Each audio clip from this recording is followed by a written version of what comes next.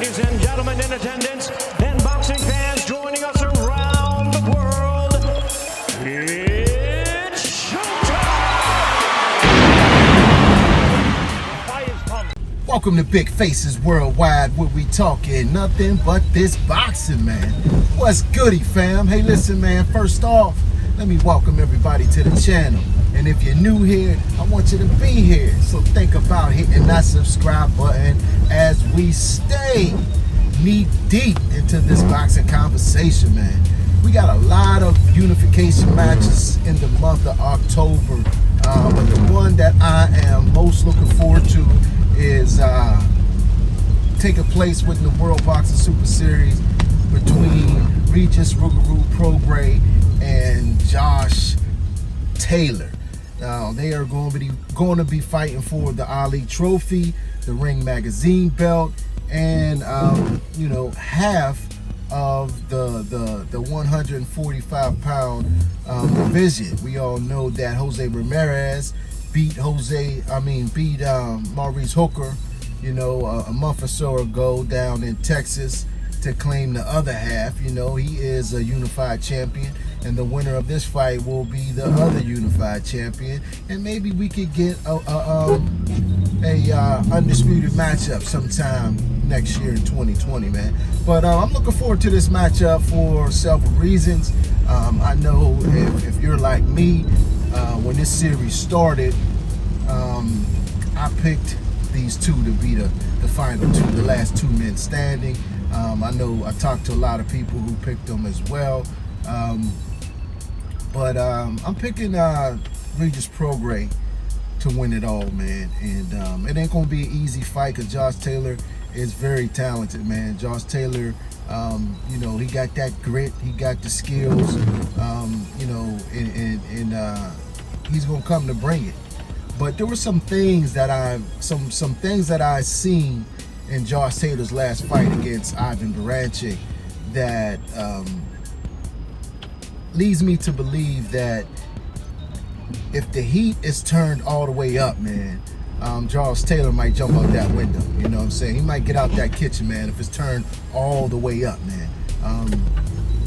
Ivan Baranchyk, pardon me, man. Ivan Baranchyk, although he lost the fight, he showed a lot of heart, man, and he was pressing Josh Taylor a lot. You know what I'm saying? And Josh Taylor was dropped him, hurt him.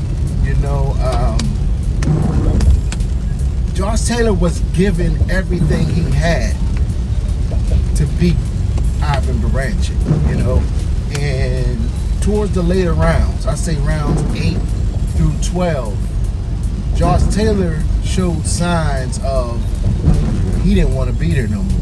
You know what I'm saying? Go back and watch that fight. I ain't just blowing smoke. I watched the fight about 3 times, and I seen the same thing each time. It looked like he did not want to be there in those later rounds, man. I don't know if that's because he knew that what the hell's going on. If he knew that he was ahead on the cards and he was just coasting through. But his body language didn't seem right. You know what I'm saying? It seemed like, he wasn't as aggressive as he was early in the fight. His hands was down a lot of the time. It seemed like he was running away from Baranchyk a little bit, man. These are just my observations. These are just my opinions. Everybody got an opinion. But I seen a little quit in Josh Taylor, in my opinion, man. And Baranchyk was able to hit Josh Taylor a whole lot with some very good shots. I've seen Josh Taylor get hit a lot, and we all know Rougarou can punch hard. His punches are straight. His punches are precise. He has great punch accuracy. You know what I'm saying? And I think that, as heavy-handed as Prograis is, I think he may be able to hurt Taylor and possibly get him out of there. You know what I'm saying? Prograis is the type of guy who has a lot of pride and, a lot of self-belief. you know. And when you're in this fight game, man, you got to believe in yourself. You got to have that confidence. A lot of people say he may be even cocky. You know, I wouldn't call it cocky, man, but I do like the chip that he got on the shoulder. You know, you hear him talk after the fight. I'm the best at this, you know, and you can look in his eyes and tell that he believe that shit, man. You know what I'm saying? He don't think there's no one at 140 that could beat him. You know, he say he gonna run through all these boys. You understand what I'm saying? And when I look at the fights and I listen to him talk as he talk about how he really hasn't had a hard fight yet. You know, these people who were supposed to test him, that were supposed to, you know, take him to a place that he ain't never been, he made these people look ordinary, man. You know, ordinary. And I started taking notice of Regis Prograis when he beat Joel Diaz Jr. He beat him. You know, Diaz was on the rise, man. He was a promising prospect, man, good punching power. And they got busy, man. They got busy. And Regis Prograis had him flopping around like a fish out of water. And I was impressed with him. And I've been following him since, man. And he's been, you know, destroying his competition, man. He's been destroying his competition, getting them up out of there, hurting them, dropping them, you know what I'm saying, punishing them.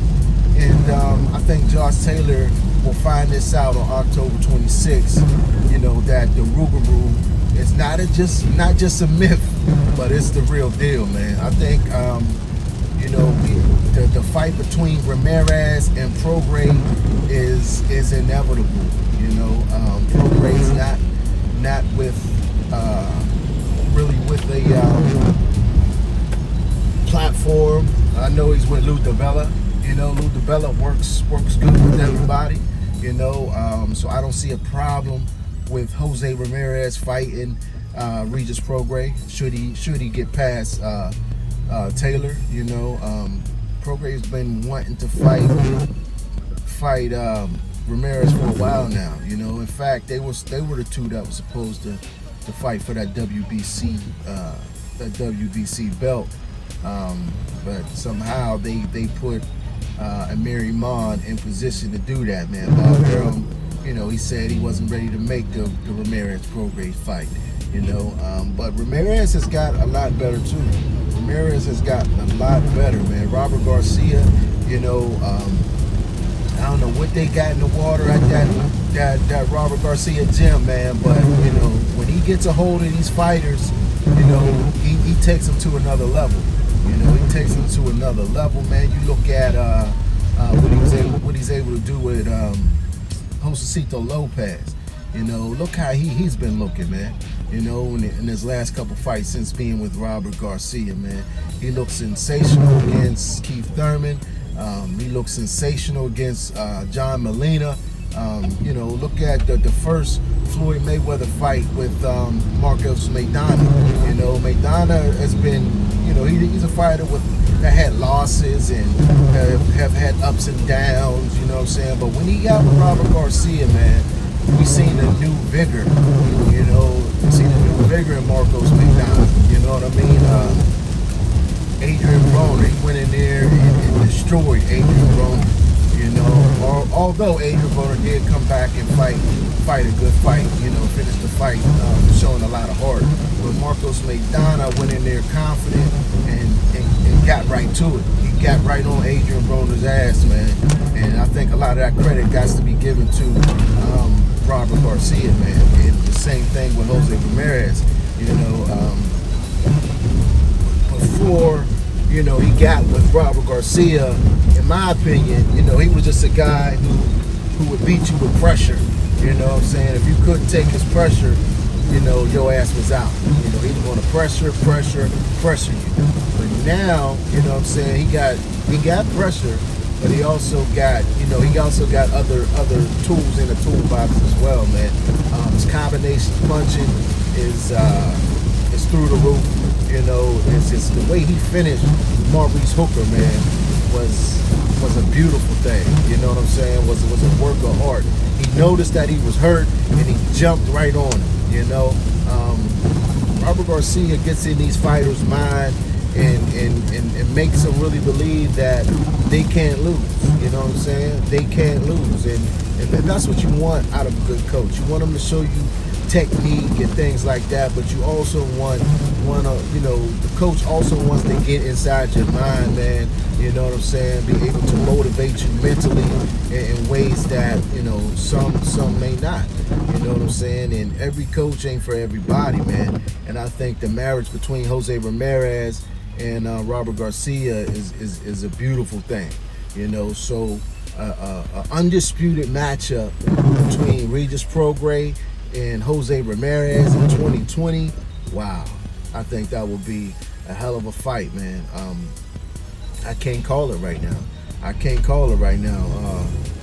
got to see how good Prograis looks against Josh Taylor, against that his highest level of competition to this day. You know what I'm saying? If he can get past Taylor, but I think he will. You know what I'm saying? But that's the fight that I'm looking forward to. You got Derek Chisora and David Price on that card as well. I'm looking forward to that fight. Joseph Parker pulled out, with an injury or a sickness or something. So David Price stepped in, man. David Price was once thought to be, a prize jewel over there in the UK, man. We know David Price can punch. I mean, he can punch a hole through a brick wall. You know what I'm saying? We know he can box, but he got that glass jaw. He got that suspect chin. Well, it ain't suspect. We know he got a weak chin. Derek Chisora, it seems that against elite competition, he's always been able to rise to the occasion, to show up, to fight that fight that we want to see him in. But against, mediocre fighters, you know what I'm saying? It seems like Chisora doesn't, I don't know if he gets up, he don't get up for him, or he just doesn't have that same spunk into him. So I'm curious to see, what Derek Chisora shows up in this fight. You know what I'm saying? I'm looking forward to this fight, man. I'm curious to see, Derek Chisora don't really have a lot of defense. I'm curious to see how he stands up to David Price's power. If you remember back, even in the Povetkin fight, David Price was able to hurt Povetkin. He dropped him.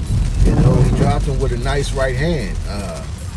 He didn't actually fall, but he fell into the corner, and the referee decided that the ropes kept him up, man, and called it a knockdown. And David Price was giving Povetkin that business. He just defeated Dave Allen. You know what I'm saying? This is David Price's last stand. If he can do this right here, man, he will be on the right track. Back on the right track to possibly, getting a title shot somewhere down the line. You know what I'm saying? Because Chisora is a guy who's been on the comeback trail. Who's been on the rise. Yeah, he got knocked out by Dillian White, but he fought a good fight in that fight. And people want to see Derek Chisora because he's going to bring the war. That's his nickname, War. And Derek Chisora is going to bring the war. So I'm looking forward to this card on October 26th. We got about 10 days left, man, and it's going down. But I appreciate y'all tuning in. Catch me on Twitter. Catch me on Instagram at Big Faces Worldwide, all one word. But in the meantime and in between time, stay blessed, fam, and keep on supporting this sport that we all love, called boxing. Peace.